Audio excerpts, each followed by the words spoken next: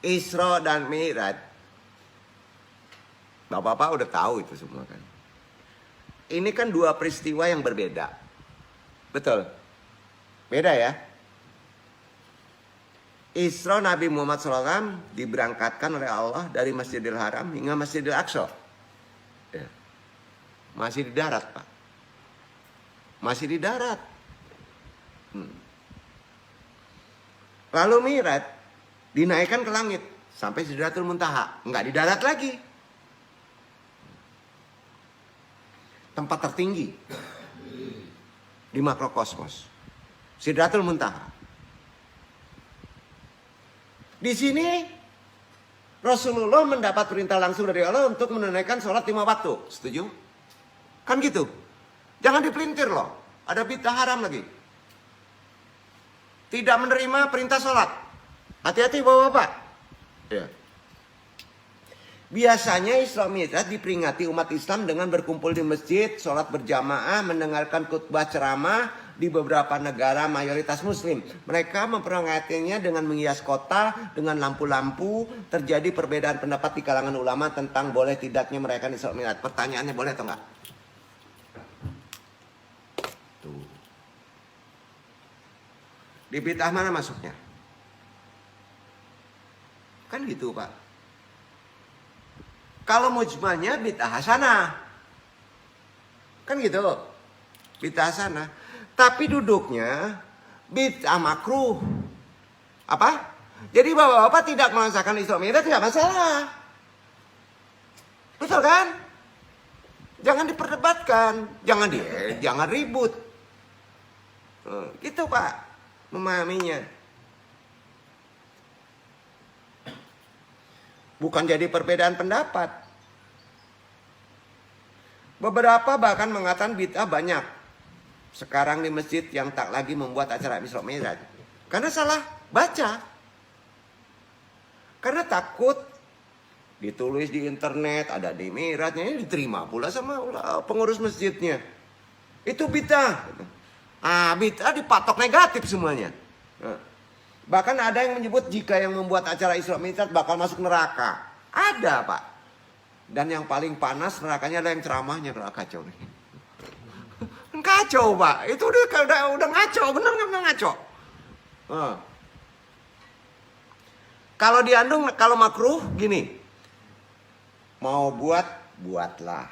Mau hadir, hadirlah. Mau tidak, tidaklah. Mau tidak dibuat, buatlah. Kan gitu. Boleh-boleh aja kan? Makruh. Ngapain pusing?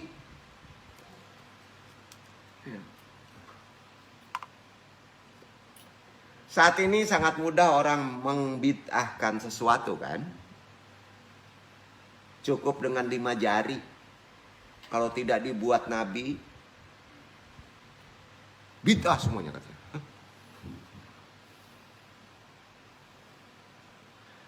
Dari dialog Rasulullah dengan malaikat Jibril waktu Mi'raj.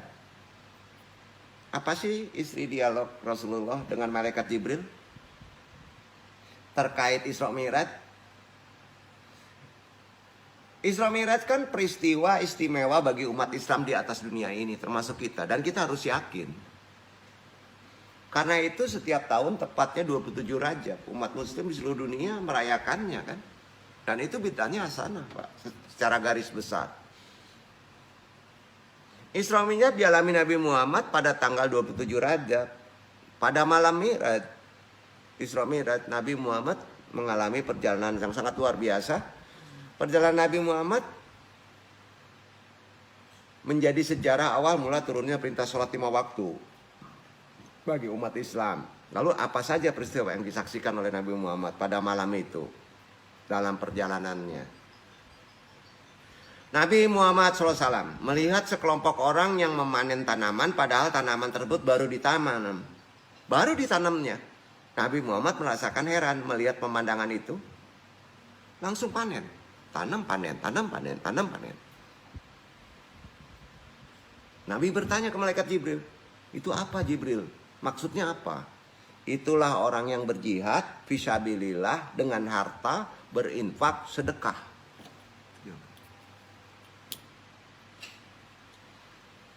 Orang yang bersedekah ibarat orang yang baru panen lalu tumbuh lagi. Sama dengan itu. Pada saat itu juga. Sehingga tak putus-putus amalannya biarpun sudah meninggal dunia. Apa kaitan dengan bidah? Dengar dulu. Ya. Kalau meninggal dunia, panen-panen tak putus. Kalau bapak ibu pengen panen, tumbuh lagi, selesai taklim ini, sumbang kotak anak yatim. Gitu kan.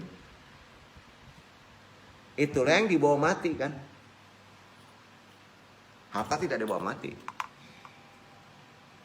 Rumah besar tinggal, motor besar tinggal. Yang dibawa mati adalah 2 kotak keramik, 3 sak semen. Kalau disumbangin. Itu. Ya. Yang disumbang Pak ke masjid. Ikhlas ya. Ya. Dikisahkan dalam Al-Quran mengenai orang yang telah mati ingin bersedekah jika ia dihidupkan kembali. Ini terkait kaji kemarin. Orang mati ditanya oleh Allah, kalau mau balik lagi ke dunia mau apa ente? Udah mati nih orang tuh. Maka orang mati menjawab, saya mau bersedekah. Hanya itu. Beramal baik intinya bersedekah. Ingin buat amal sebaik, sedekah, saya mau sedekah. Ternyata orang mati kalau ditanya tidak ada ingin haji, nggak ada. Coba bapak pergi ke Tunggul Hitam malam ini Pak, tanya, woi kamu kalau dihidupin lagi sama Allah mau apa? Mau naik haji? Nggak ada Pak. Maunya sedekah. Iya benar ini. Nggak ada Pak. Tapi inginnya bersedekah. Ya. Kan udah jadi contoh. Haji jadi lifestyle sekarang kan. Ya kan? Jadi alasan orang mati ingin bersedekah, alasannya jika dihidupkan kembali, karena orang mati itu langsung menengok pahala sedekah setelah dia dikubur. Bapak-bapak pengen tahu pahala tingginya pahala sedekah, mati kita ayo. Kelihatan itu. Benar itu. Tinggi banget deh. Ya. Itu yang disebut apa Pak? Kata Nabi. Itu yang disebut sedekah jariyah. Apa namanya? Itu yang sedekah jariyah. Orang mati hanyalah santapan cacing tanah di dalam kubur. Setuju? Setuju nggak ya? Antum setelah mati hanyalah setumpuk daging busuk yang jadi santapan cacing tanah loh. Oleh karena itu, duit yang masuk ke kotak amal itulah yang kekal abadi di bawah menuju kepada Allah.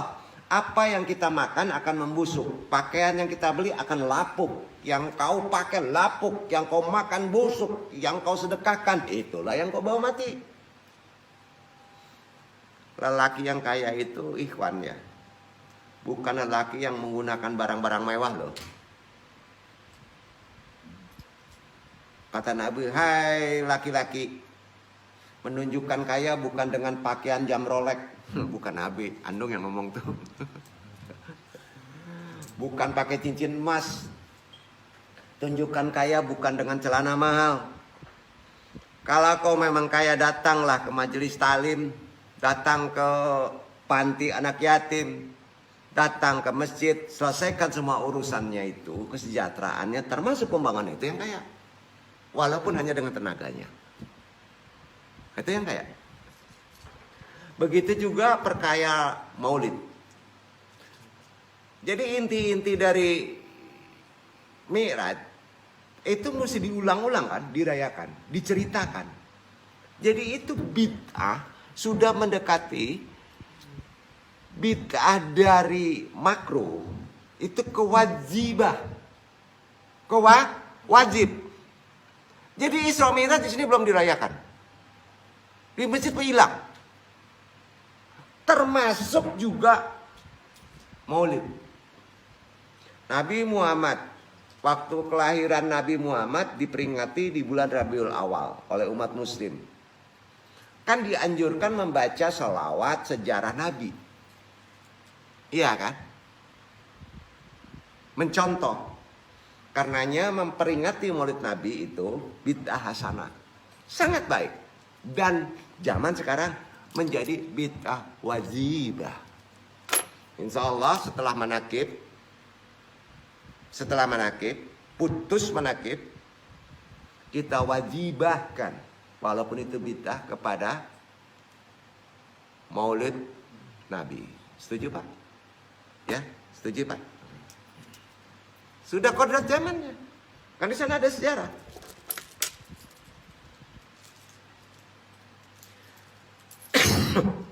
Milad Nabi itu kan ada dasarnya Pak. Ini tinggi loh jadi wajibah. Kenapa? Karena milad Nabi itu ayamilah. Waktu Allah. Bapak-bapak kalau dipanggil Allah, waktunya ada, wajib datang. Betul?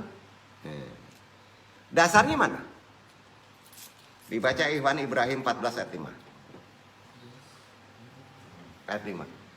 Jadi bapak-bapak nggak boleh membid'ahkan jelek kepada orang yang melakukan maulid Nabi. Dasarnya ini. Al-Quran Ibrahim 14 ayat 5. Karena Bandung sampaikan, Ikhwan kita ada yang langsung membid'ahkan sekakmat. Nggak bisa.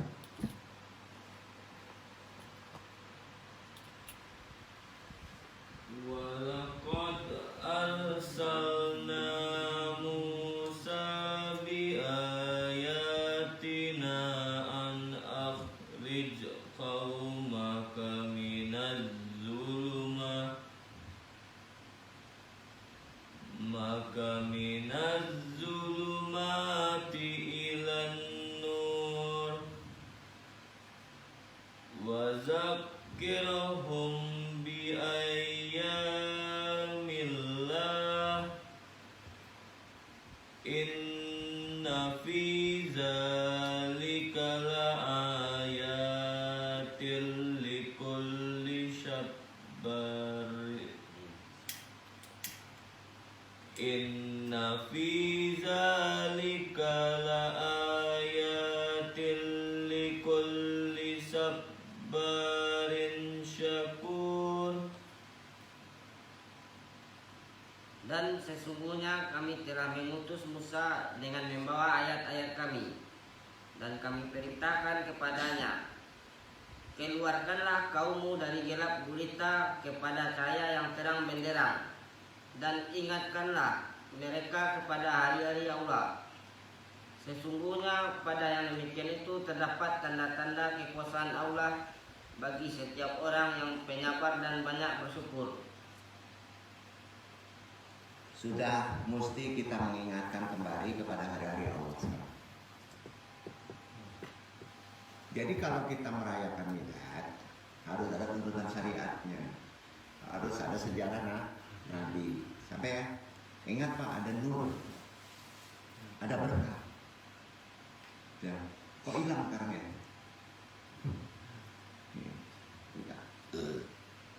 Imam An-Nasyai Abdullah bin Ahmad dalam kitab Jawaid Al-Musnad, ya, dalam Syu'ab Al-Iman Al-Ubaid bin Ka'ab meriwayatkan dari Rasulullah bahwa Rasulullah menafsirkan kalimat ayamilah sebagai nikmat-nikmat dan karunia Allah pada orang yang merayakan hari itu.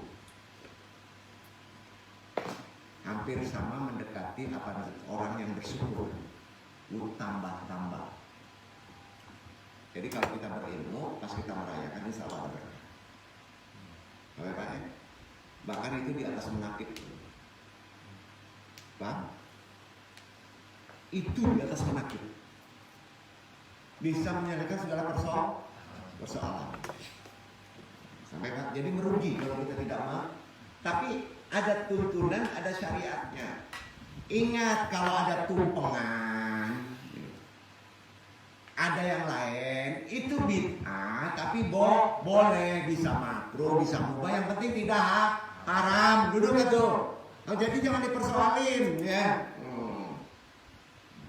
Penicillin nanti Pak. Kira-kira gitulah. Ya. Masya Allah, ini penting. Tolong dibaca dulu firman terakhir Al-Ahzab 33 ayat 21.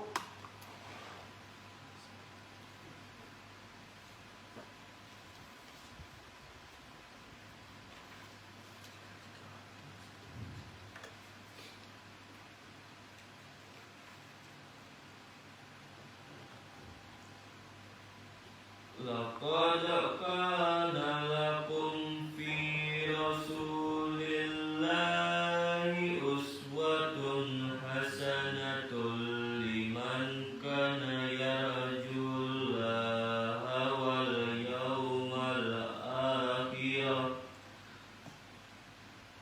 wa zakarallaha katsira.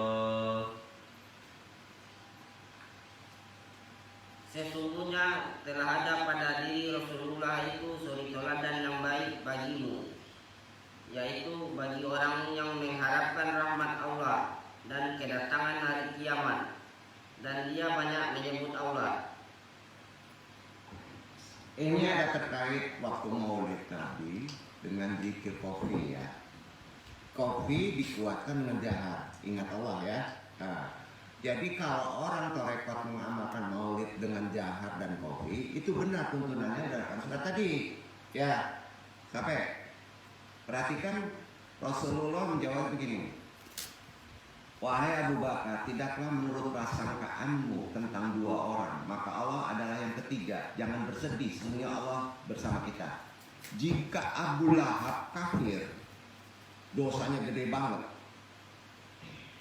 Yang disebutkan celahnya dalam Al-Quran juga, ia tetap diberi balasan kebaikan meskipun dia di dalam neraka, karena rasa senangnya pada malam Maulid Nabi. Senangnya hadir Maulid Nabi itu. Abu Lahab diangkat dulu dari neraka. Begitu rahmat kita mengikuti Maulid Nabi. Maka bagaimana keadaan seorang muslim yang bertauhid dari umat Nabi Muhammad yang senang dengan kelahirannya, mengerahkan segenap kemampuannya dalam mencintai Rasulullah, balasannya luar biasa dunia akhirat. Ini yang ditinggalkan, betul kan? Diajukan bahkan tidak serius. 17 yang mau kedungsukan hujan-hujan pakai seragam datang. Nah, karena takut nggak gajian gitu kan. Kan bingung jadinya Pak. Keringanan azab Abu Lahab hanya karena kemuliaan Rasulullah. Kemudian dia senang mengikuti miladnya.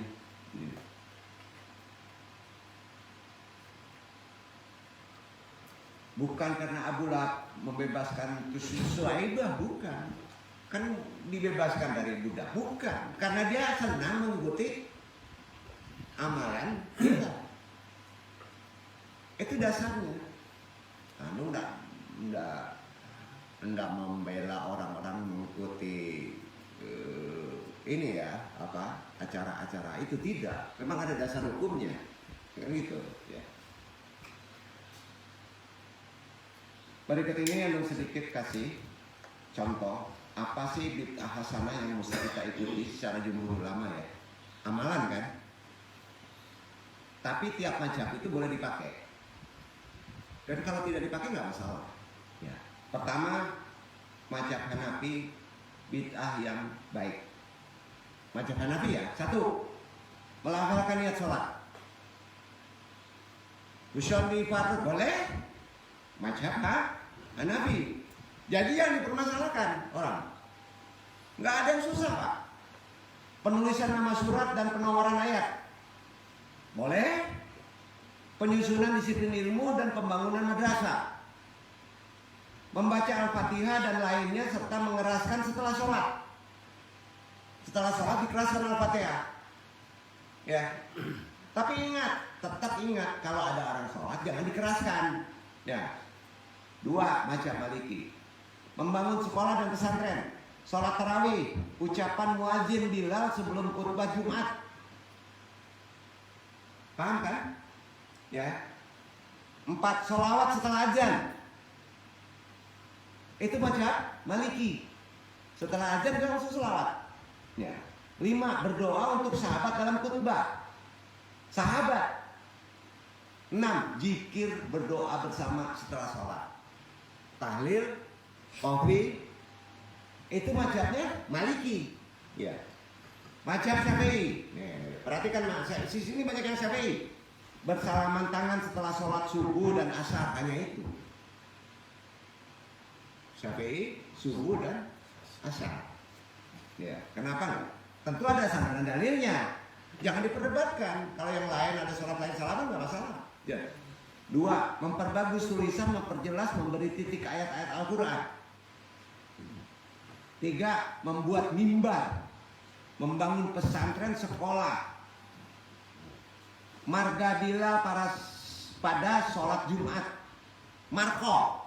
5. Sholat tarawih dan sholat. 6. Berkumpul untuk membacakan Al-Quran bagi orang yang meninggal dunia. Ada yang membid'ahkan jelek.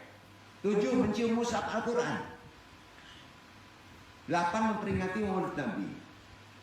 Mazhab Syafi'i memperingati maulid Nabi. Hambali, pakaian ulama. Nah, ini Hambali, Pak. Kalau Hambali banget ya udah jubah gelombongan, ke pasar gelombongan juga. Ya kan? Katung dia juga, jenggotan dia Hambali itu. Tapi jangan dipermasalahkan. Yang penting dicuci kan.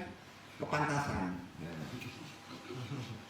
Kodifikasi Al-Quran, sholat tarawih, penggunaan tasbih. Katanya yang sering menggunakan latri gede-gede, macetnya Hambali.